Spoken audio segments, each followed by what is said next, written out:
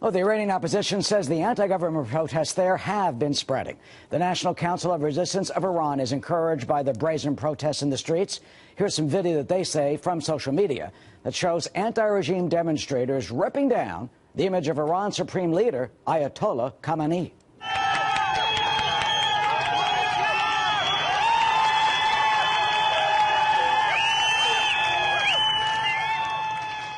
You know, that bold defiance is really almost unheard of in Iran, and it could be growing.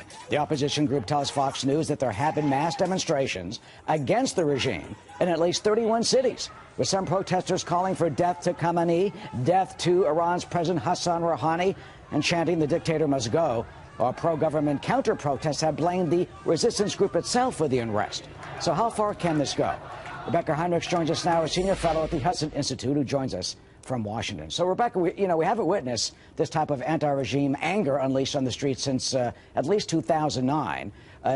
Does it possibly, potentially threaten the power grip that the mullahs have on that nation?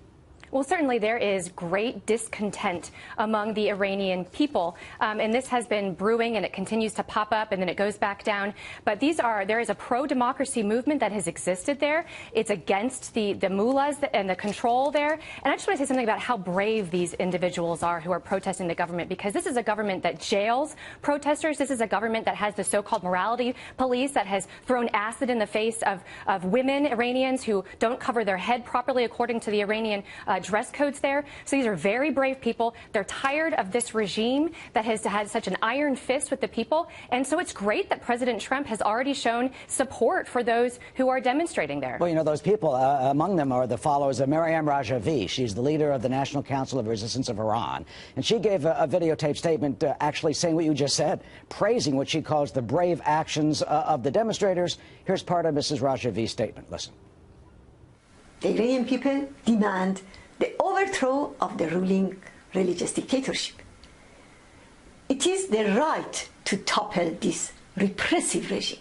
And I emphasize, regime change in Iran is within reach. You know, she's been leading this group, and she's been saying that for quite some time. I've interviewed her, by the way, in Paris.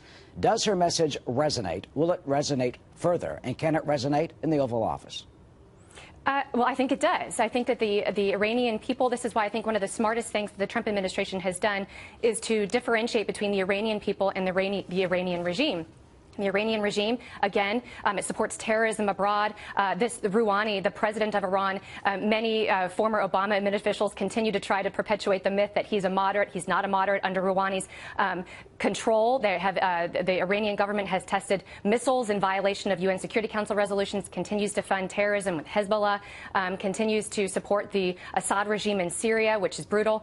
And so the Iranian people are tired. They're tired of the isolation. They're tired of the oppressiveness of the Iranian regime. And so what the Trump administration can do is do what the Obama administration didn't. Support the Iranian people, support the pro-democracy movement, and further isolate the regime. Don't fund the regime, isolate the regime, and that will speed up a lot of these pro-democracy movements. Why do you think, then, that the Obama administration didn't really do that?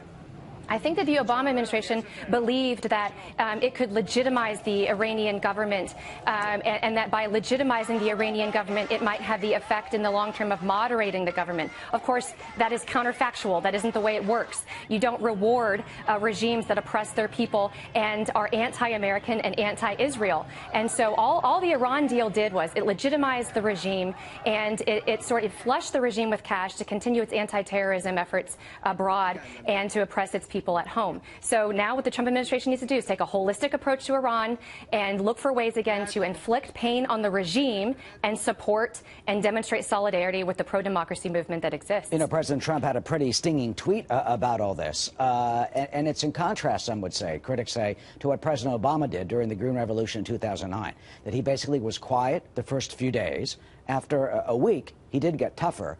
How can you contrast, or can you contrast this president's actions against the former President Obama, who some thought that if he did put the full weight of the U.S. presidency behind the Green Revolution, perhaps the mullahs in Tehran would have been toppled back in 2009?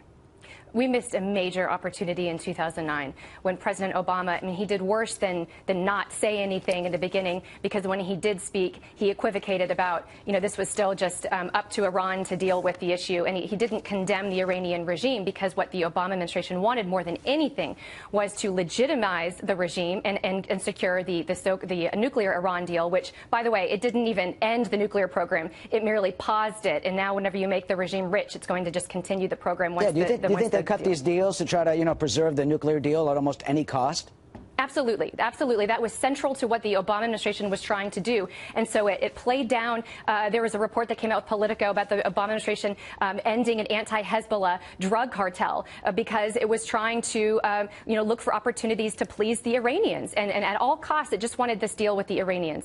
And so we really missed a major opportunity with this pro-democracy movement. Again, this isn't the United States imposing our will or our desires on this regime. This is allowing this organic movement to just go, take its own course. It's a sovereign nation, but the people get to decide. And this was, again, the Green Revolution started after 2009, after there was these fraudulent elections. And so the Iranian people, they want to govern themselves. They want self-determination. That's something that the United States government should support. Rebecca, right now, do you think if the president takes stronger measures of some sort, can that change? Ms. Rajavi is saying the clerical regime will be overthrown by the Iranian people. She calls on the international community, she says, to support the Iranian people's uprising for freedom in Iran. What should the president do right now to try and make that happen?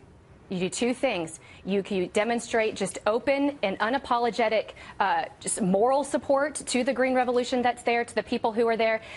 You do what we can to make sure that we condemn the Iranian regime, and you further isolate, levy further sanctions, and you just constantly drive this wedge between those who want self-determination and freedom and the Iranian regime that poses a direct threat to the American people and our ally, Israel, in the region. I guess, as they say, you can strike while the iron is hot, so we'll see if these demonstrations continue and what the result will be. Rebecca Heinrichs, thank you so much for joining us this afternoon. Thanks. Of course.